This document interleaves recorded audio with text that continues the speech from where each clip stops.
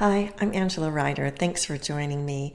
Today, I want to share a bit about one of my favorite ways to receive guidance and support from my spirit team.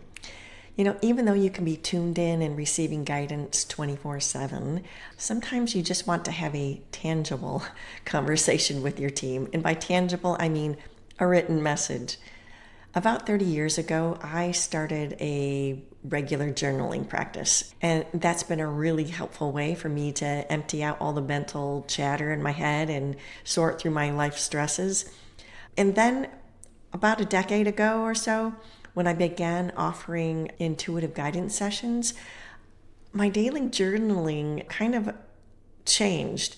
At the end of the journaling, all of a sudden I noticed that guidance was showing up on the page that wasn't part of any thought process. It just kind of came out on the page. So after a while, I intentionally started writing simple questions to my spirit team, asking for insight and next steps, or sometimes just ask them to even just give me a hint or two in the right direction. And then that practice eventually expanded into what I now call spirit team meetings, where I ask for support, insight, and guidance on specific topics. And I view this as my writing channel, which is different from my usual inner knowing or the vocal channel I use for client sessions. But today, I just want to focus on where to start a simple written conversation with your higher self and spirit team. And you don't need years of practice or, have to have a special knack for writing. This just requires, a pen and paper and allowing yourself some time to receive, and then just writing without censoring yourself while you're doing it. And I want to be clear about channeled writing is different than automatic writing.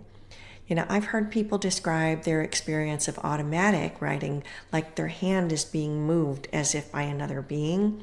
I sort of imagine it like Ouija writing, like moving the pen instead of a planchette on a Ouija board. I don't know. That's just what comes to my mind when I think of automatic writing and the way it's described. But what I'm talking about is channeled writing in the context of where you're receiving a message or having a conversation that you're aware and you're participating the whole time, even while you allow the message to flow through you onto the page. I've described in other videos about how energetically, how this feels to me is that the words flow down my arm and I only know what the word is as it reaches my pen, and then I write it out.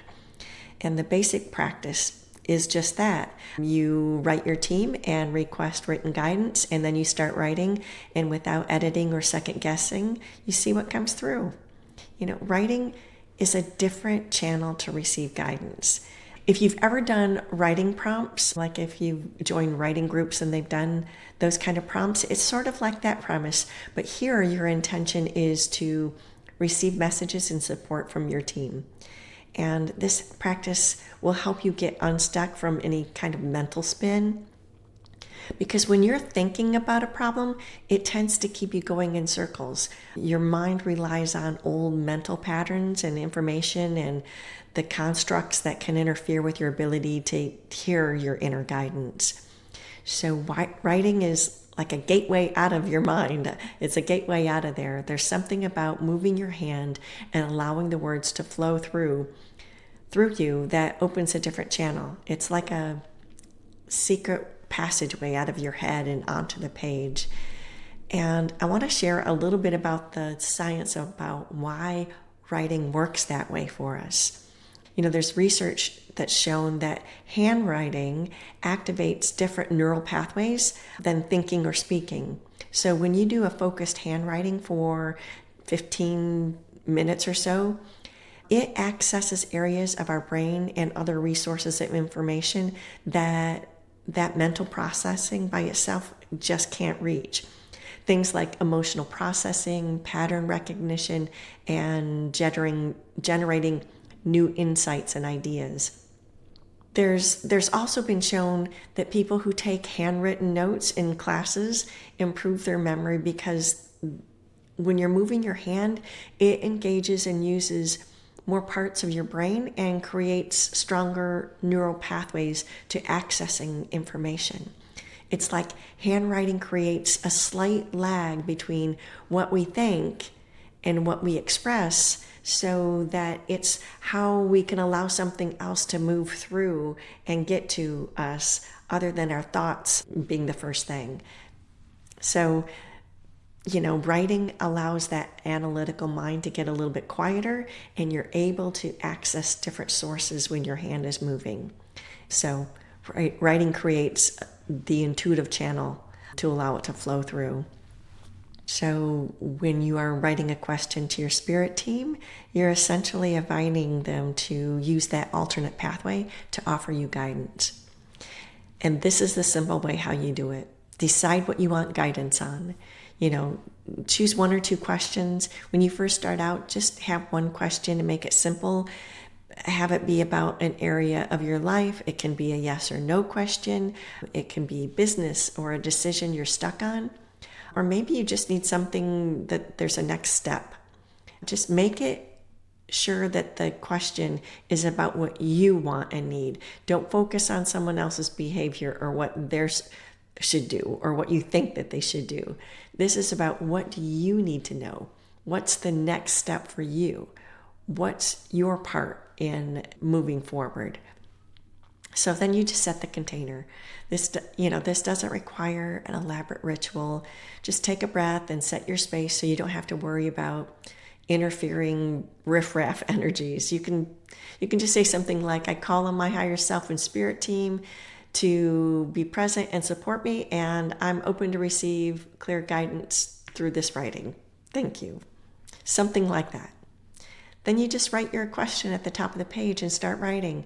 Don't think about what you're going to write, and don't stop and edit or read what you've written. Just keep the pen moving and write for 10 minutes.